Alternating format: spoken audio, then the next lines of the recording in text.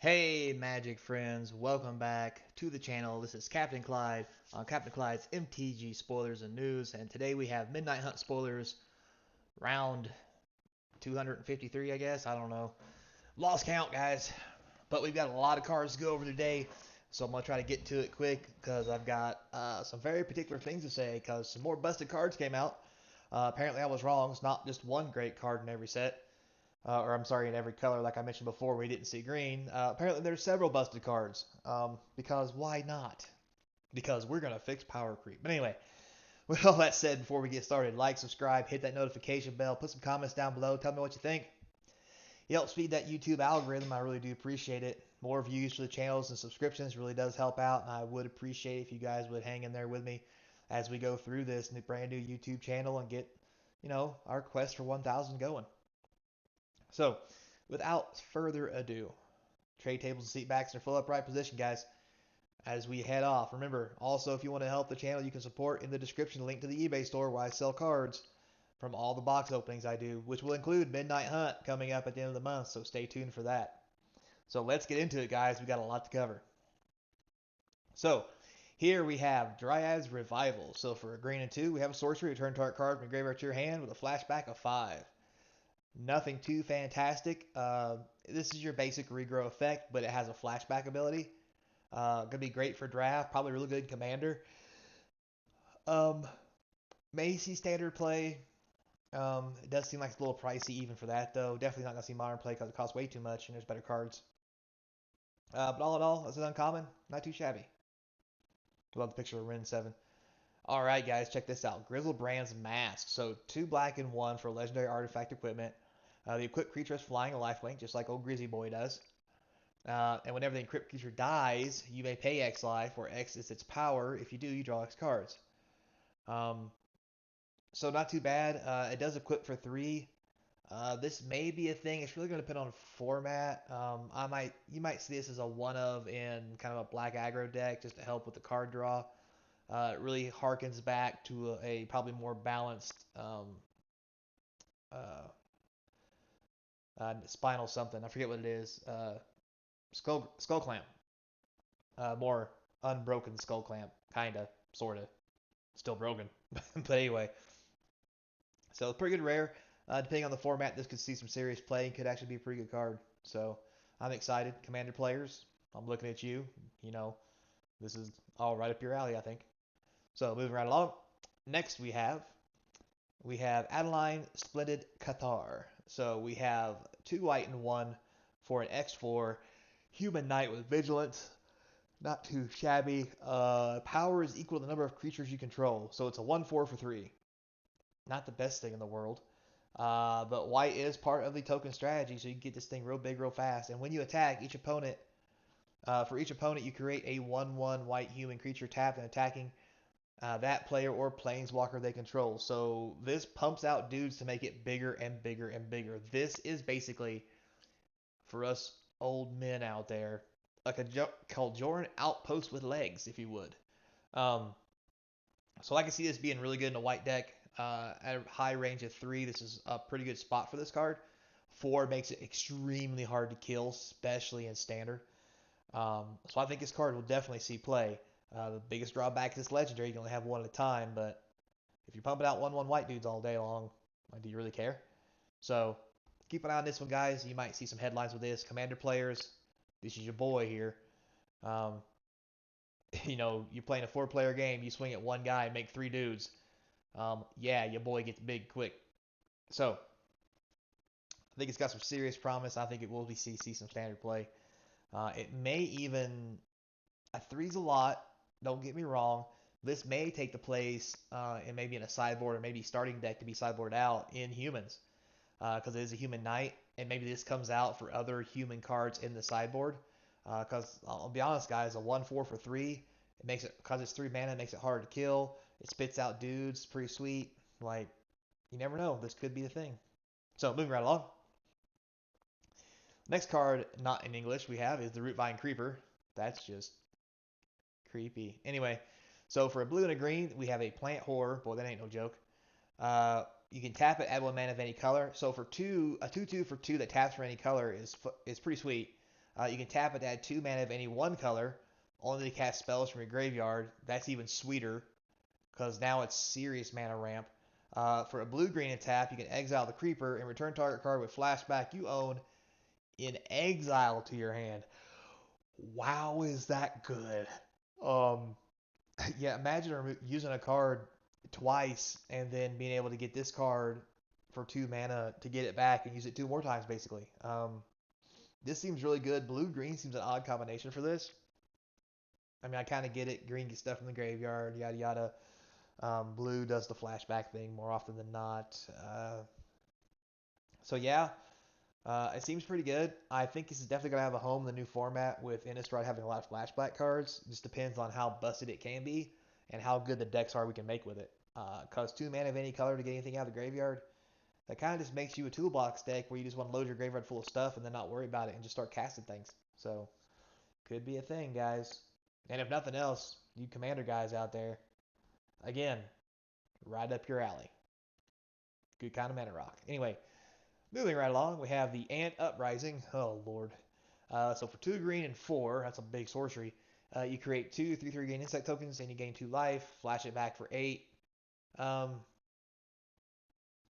Yeah, I've seen worse.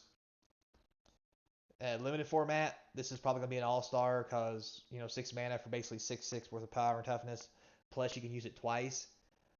Makes it really attractive as a mana efficient / card efficient card because you basically get 4 creatures for the price of 1 card.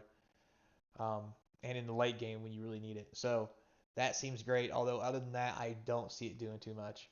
But blue-green with that card we just talked about would make the stuff cheaper or 2 mana to cast things in flashback. Yeah, this could be a thing. So moving right along. So next here we have all kinds of stuff. So again, not English. So here we have the Ambitious Farmhand. So for a white and 1, we have a human peasant.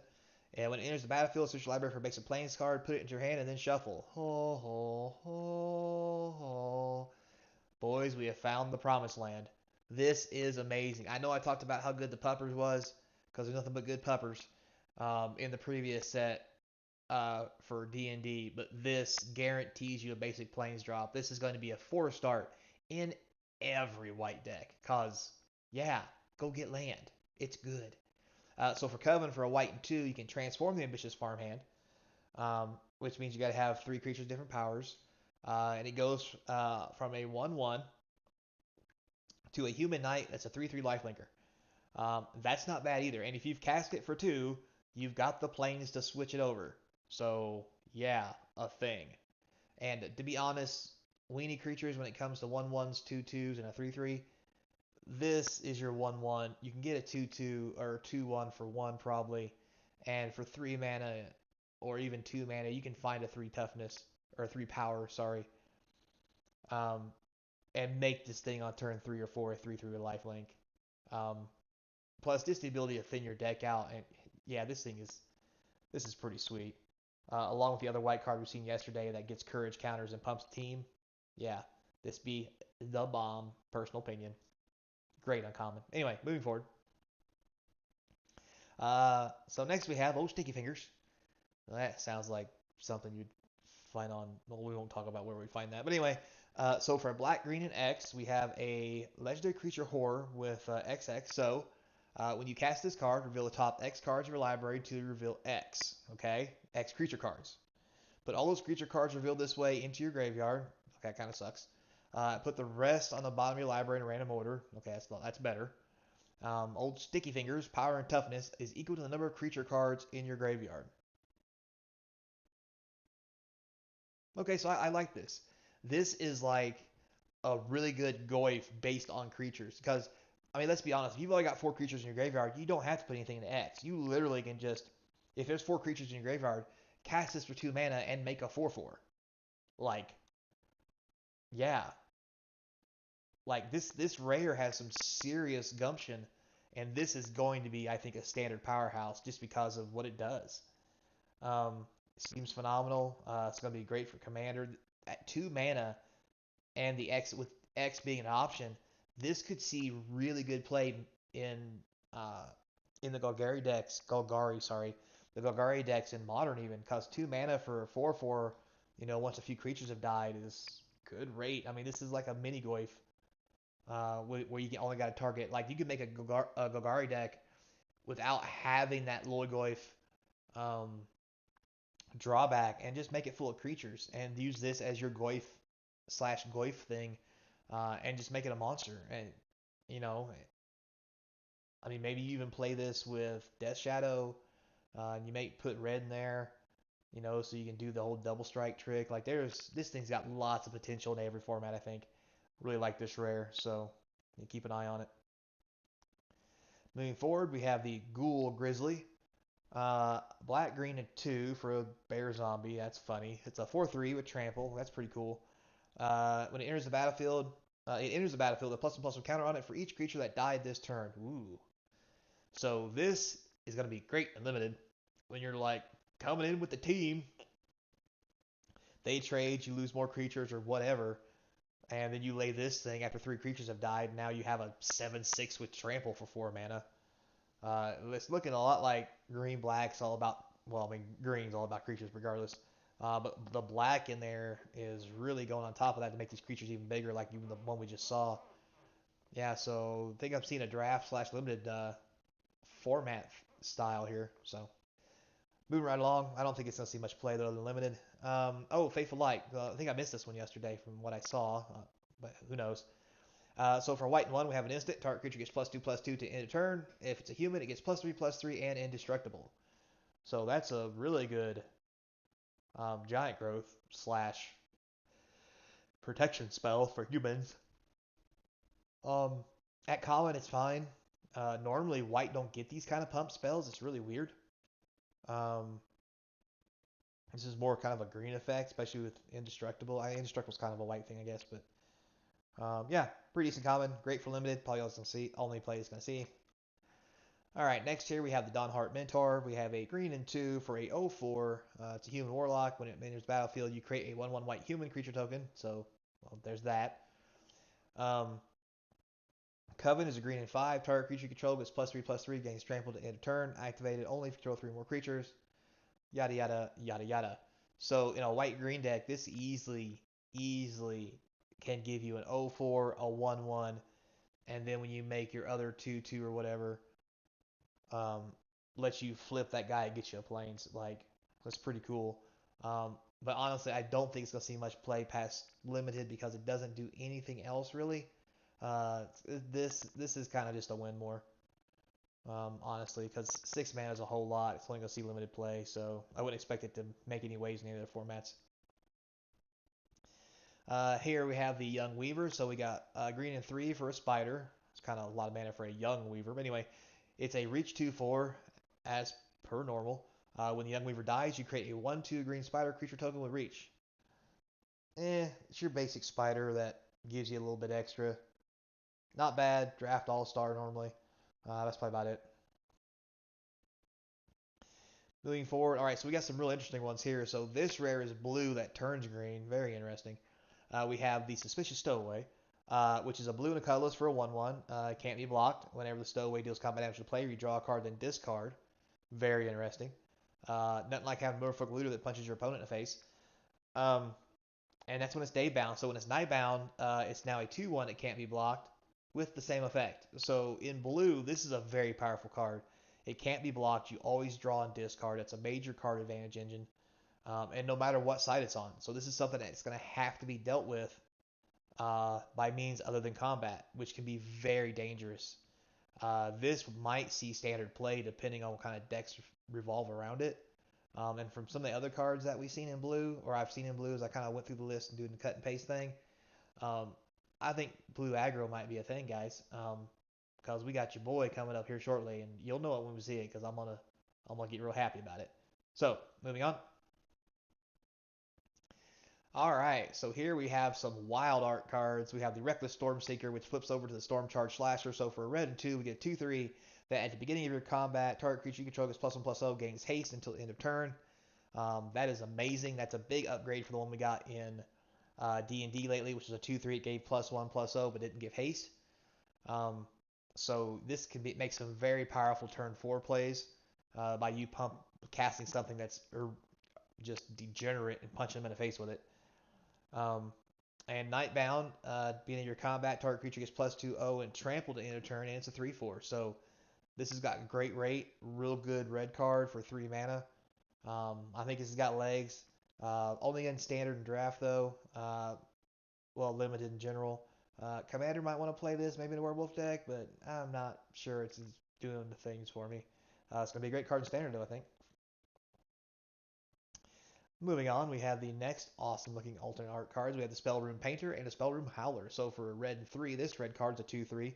That whenever you cast an instant or sorcery spell, the painter gets a +1/+1 to end of turn. Hey, ain't that kind of like something we had before called Prowess? Anyway, so that's a day bound side, so that's pretty cool, although 3 mana is a lot.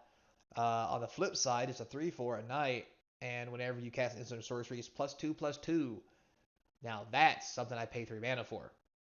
So be careful, guys. This card could come out of red and just devastate you in one turn. So yeah, you better watch out for this bad boy. Great in draft, may see standard play. That's probably about it though. All right, so back to stuff in English. We have the Falcon Wreath Perforator or Perforator. Anyway, it's a red and 1 for a 2/1. Great for mono red. Whenever it attacks, it does 1 damage to defending player. So basically, it's a 3/1 for 2. This is pretty sweet for mono red rush. Definitely a kind of card that need to fill that gap to keep pumping out the creatures. So might want to be careful, guys. Red rush might be coming back with a vengeance. Moving on, we have Wake to Slaughter. So a black, red, and 3 sorcery. Choose up to 2 target creature cards in your graveyard. An opponent chooses one of them. Return that card to your hand. Return the other to the battlefield under your control. It gains haste. Exile at the beginning of the end step. Flashback 6. Pretty sweet. Like it a lot. Depending on what big creatures we have to pick from in the new standard format, this could be very devastating. I mean, yeah, you get to exile it, but let's be honest. You know, it says pick 2 target creatures. It doesn't say they can't be the same. You could have 2 legendaries in there. It's like, oh, I picked my 2 legendary broken cards. Which one do you want to put into play? Which one should I put in my hand? That kind of situation. Your opponent's just like, oh, okay, I guess I just die. I like it a lot. 5 mana is good too because it keeps it fair to give you time to deal. But with lots of red discard in the previous sets, I don't know, or not. Well, yeah, like I don't know if like getting to 5 will be that hard. And really depending on the kind of creatures we have to choose from, this could be very overpowered in red black. So we'll have to keep an eye on this one, guys. Again, limited and standard only. So Willowgeist. So we've got a green rare. So 1 green 1/1 with trample because by God, this little feller's got spunk. Whenever one or more cards leave your graveyard, play a +1/+1 counter on Willowgeist. Whenever Geist dies, you gain life equal to its power. Very interesting.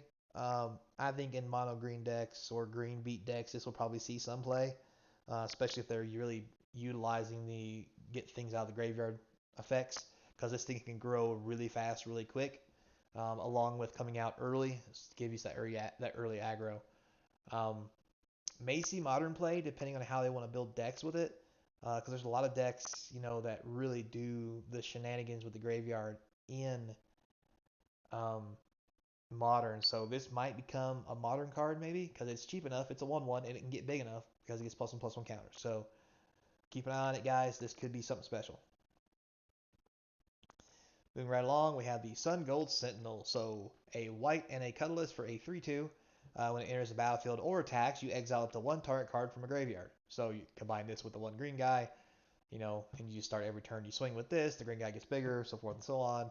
And voila, monster. Anyway, so for Coven, for a white and 1, you can choose a color. Gains hexproof from that color until end of turn. Can't be blocked by creatures of that color end of the turn. Activate only if you control 3 or more. So this thing is basically as a built-in mother of runes for itself, as long as you have other creatures. So this is going to be a really good white card. Also, 2 mana for a 3/2. Are you kidding me? This thing is bonkers good. Like, if you thought white weenie was a thing before, how about white bratwurst? Because this ain't no weenie, guys. She's packing heat, and I don't mean the kind of heat you want to see. It's kind of like going out to the nightclub and going home, turn on the lights, and realize you made a mistake. But anyway, so not that I've done that. Moving right along.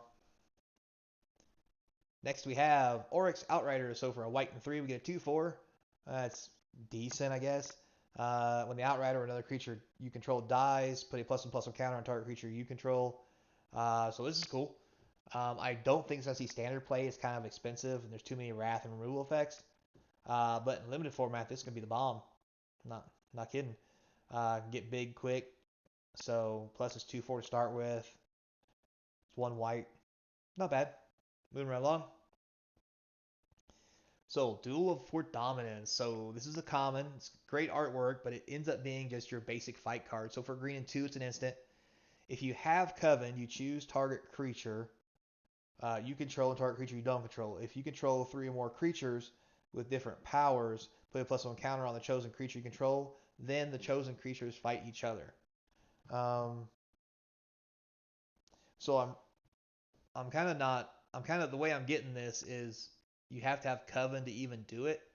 If that's the case, this is horrendous. Now, if you have to have Coven to get the +1/+1 counter, this is a great card. But the way I'm reading this, you have to have Coven first to even activate it, which means this is the worst removal possible, which is probably why it's a common. So keep that in mind, guys. Moving right along, we have Sacred Fire. That's right. We have Lightning Helix's little brother, white and a red instant, 2 damage, gain 2 life, but has flashback of 6. Um, I don't think this will be a thing in Modern, just because 2 mana for 2 damage is not good enough. Flashback of 6 is way too high. But this will definitely be a thing in Standard, because 2 mana for 2 damage and 2 life is just fine. And some games will go long enough where that flashback's going to make a difference. Limited formats is going to be great. And may even slide that into a Commander deck or two. Who knows? Moving right along. Next we have Curse of Surveillance. This is the most disgusting thing I've ever seen. I've got my eye on you. Anyway, so for a blue and 4, we have a Curse enchantment. You enchant the player. At the beginning of enchanted player's upkeep, any number of target players other than that player each draw cards equal to the number of curses attached to that player. So if this doesn't say commander on it, I don't know what does. Because this is the kind of thing you'll put on a player, and a player will be like, I'm gonna kill him, and everybody else is like, no, don't kill him. I want to draw cards. So they won't kill you either. They're just like, put you in a corner with a hat on you and tell you to sit still so they can draw cards. But anyway, um, as far as standard goes, this probably is not going to see play. 5 mana is way too much, and you can't tap out for this in blue. Um, Now, it limited, maybe.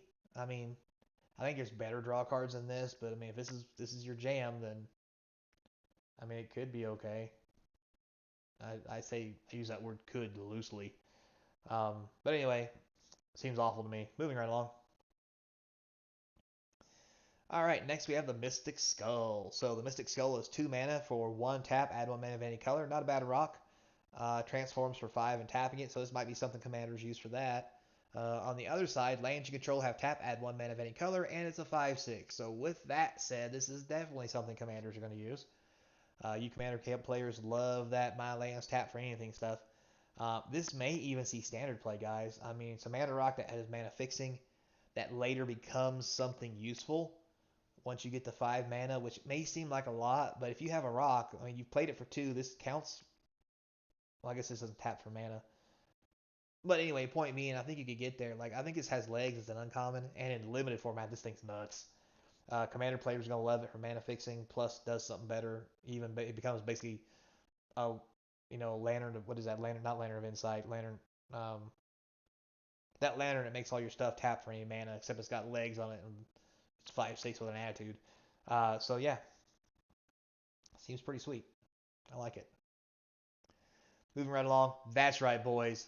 This is what I'm talking about. The big snizzy. Delver of Secrets reprint. Can you believe this? We have Delver of Secrets back in standard. What has the world come to where this is now an okay card again for standard? But hey, who knew, right? And as always, if you guys don't know, Delver of Secrets is a 1/1 for 1 blue. That at the beginning of your upkeep, look at your top card of your library. If it's an instant or sorcery, it flips over to a 3/2 flyer. Modern staple, legacy staple, vintage staple, now a standard staple. Say hello to your boy the bug, and we about to get down with the clown because This ugly looking fella is not pretty, but he's gonna bring the beats. So nothing like hitting people on turn 2 for 3 damage. This is something, just the the things and the stuff and the egregious egregious things that are gonna happen with this card is standard. Oh my god. It's funny now only because I know later everybody's gonna be complaining about it. But anyway, moving right along. But welcome back, Delver Secrets. It's good to see you, I think. So now we have the Diagraph Hoard for a black and 4. We get a 3/4 that when it enters the battlefield, you create two 2/2 black zombie tokens with decay. When you do, exile up to 2 target cards from graveyards. So this is an amazing common, especially for limited. 5 mana to get, was that 4, 7, 8 worth of power plus exile 2 cards from the graveyard. Just the ability to exile cards from the graveyard in this kind of format where everything is graveyard centric is amazing for limited. Plus, it comes along with some big boys. So I think this is definitely going to be on the high end of most black decks because it's going to be needed. That's probably the only place it's going to see any play, though. Alright, guys, so here's another red mythic. Apparently, there's going to be an adversary for every color, and apparently they're all going to be busted. So let's take a look. The Bloodthirsty adversary, which is a red Nicolas for a 2/2 with haste, because that's what red needs. More stuff for Rush. When Bloodthirsty adversary enters the battlefield, you may pay a red of 2 any number of times. For every time you do this, put that many +1/+1 counters on the adversary.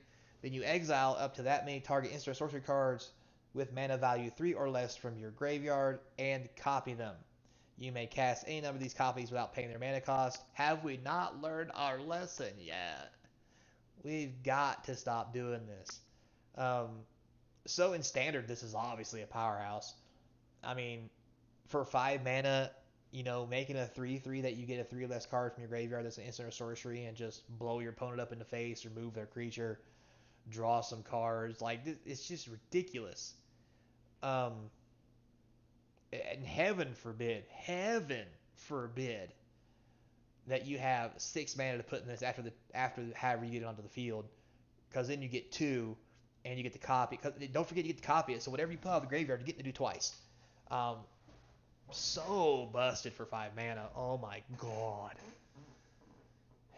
Yeah. So about that power creeper we're talking about fixing, when Eldraine leaves, yeah, we'll just scratch that. This has got Eldraine on the ropes. These cards are nuts. So yeah, this will be in every format. This will even be, in my personal opinion, probably in modern, just because it's 2/2 with haste. And some decks um, like Jund and stuff like that, they want to spend 5 mana for cards like this, because getting a 3/3 with haste and be able to pick the card out of the graveyard to do twice is a lot better than cascading and hoping for the best. Just saying. So yeah, I would look to see this in all formats. And it's to be a high price to begin with. I would let this come either if you can't get it cheap, and when I say cheap, less than $10, I would wait a while and see if the price comes down, because this thing just seems bonkers. So moving right along to the next thing. So we have a Mythic Land. We have the Hostile Hostel. Tapped for a colorless. Already don't like that. For 1, sacrifice a creature, put a soul counter on it. Then when you have 3 or more soul counters, you can transform it and then untap it, which it turns into a 3/4, which when it attacks, you may exile a creature card from your graveyard. If you do, each opponent loses X life and you gain X life, where X is the number of creature cards exiled with creeping in. This seems like a long way around to do something. In limited, this is great. Commander's probably going to love this too. Um, I just don't see where this is going to be good in standard. Because also too, when it transforms, it becomes an artifact creature, which is so many ways to kill this thing. Um, I just don't see it being worthwhile. Um, just me. Gotta admit, art's awesome. Love the picture. Don't think the card's gonna be worthwhile. I mean, I could be wrong if there's some weird shenanigans out there, but I mean, if you just turn it to an artifact, I feel like I'm just gonna disenchant this in some way, shape, or form, or just destroy it with creature removal before you do anything with it. Because you got to realize, you can phase it out for 4, but at the same time, if you swing with it and you trigger the ability and then you try to hit them with it and then it phases out. So, I mean, it may be a thing. I mean, I'm seeing it now where you know, it flips over and becomes a thing with 4 mana, but it's a 3/7. Like, you can make something that blocks this with 4 toughness and not care about the life gain. Because it only happens so many times if they're not putting creatures in a graveyard. And if they're putting creatures in a graveyard, should they just be killing you with those creatures? I don't know. This just seems like a lot of win more. Personal opinion, guys. Sorry. Anyway, moving right along. Siphon Insight. Like this a lot. I wish she wasn't green, since she's black and blue. But anyway, we'll just go with that. So for black and blue instant, look at the top 2 cards of target opponent's library. Exile one of them face down and put the other on the bottom of the library. You may look at and play the exile card for as long as it remains exiled, and you may spend mana as though it were mana of any color to cast a spell. Flashback 3. Busted. Yeah, like so just manipulating your opponent's deck at the end of turn like this is a win condition for black blue. I mean, I'm just to be honest with you guys, like, okay, I'll hold my counterspell up. All right, you don't want to cast anything because you know I have a counterspell. Your go. All right, well, at the end of your turn, then in response, I'm going to Siphon Insight, and I want to take whatever good cards you have on top of your deck. You know, take the best one and put the crappy one on the bottom of your deck, or take the best one out of the 2 and put the other good one on the bottom of your deck so you'll never see it again. As a rare, I think this is going to be a great card, and I think it's going to really lead to win conditions. For standard, this might even be playable in modern because it's just 2 mana with a flashback of 3.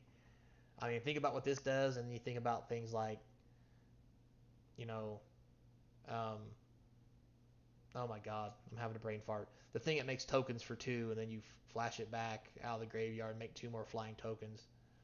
Oh god, I don't know. I don't remember. I'm tired.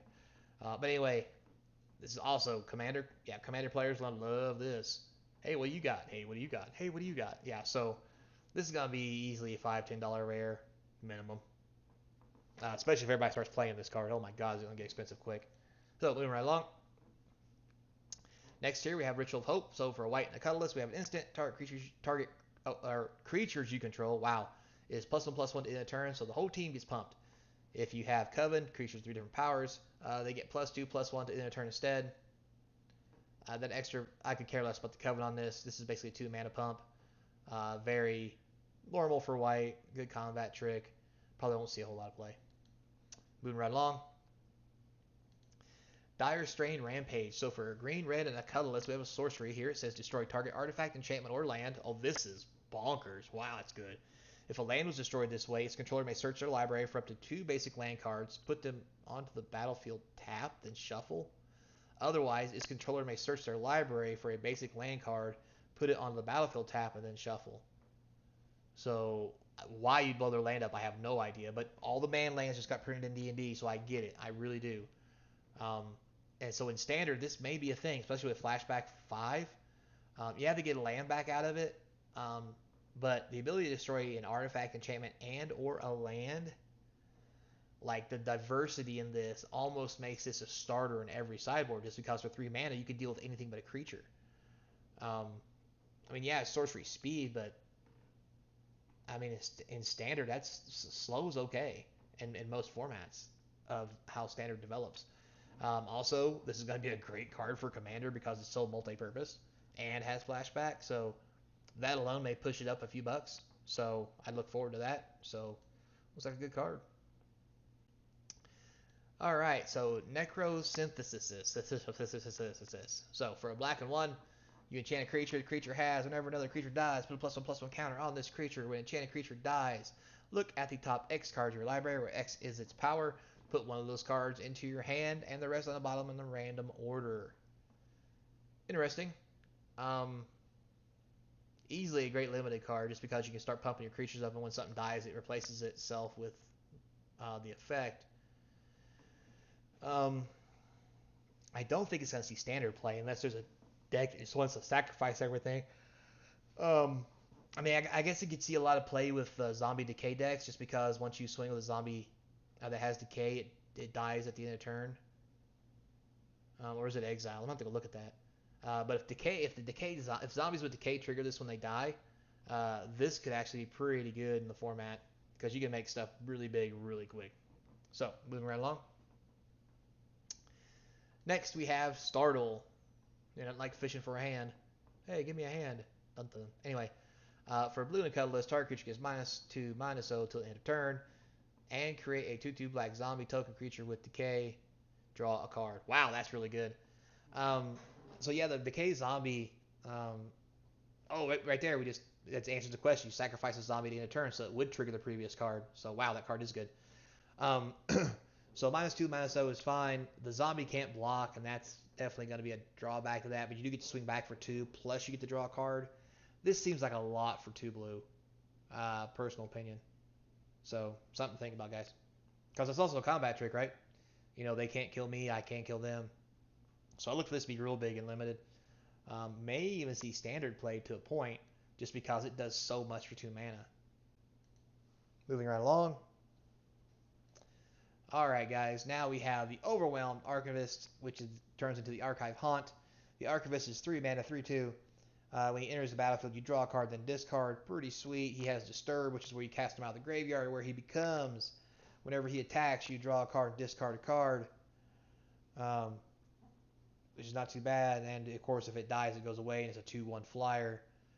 This seems like an amazing blue card. I mean, 4 mana is a lot, but the ability to swing and draw a card, then discard, seems pretty sweet on a 2/1 that flies. That can get some damage in as well.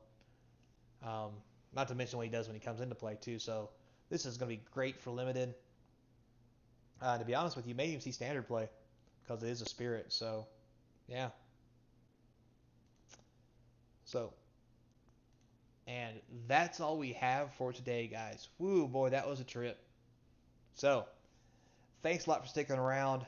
Welcome back, uh, Mr. Insect. It's been a long time. Never thought I'd see you come back for a visit. Hard to believe. Uh, remember, guys, like, subscribe, notification bell. Until next time, be kind.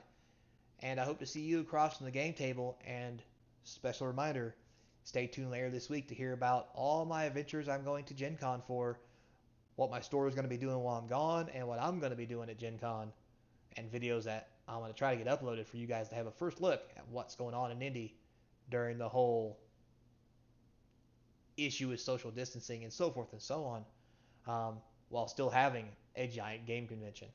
Because I know some of you ain't going. I know you're going to miss it. And for me, I'm just going to go. Eh.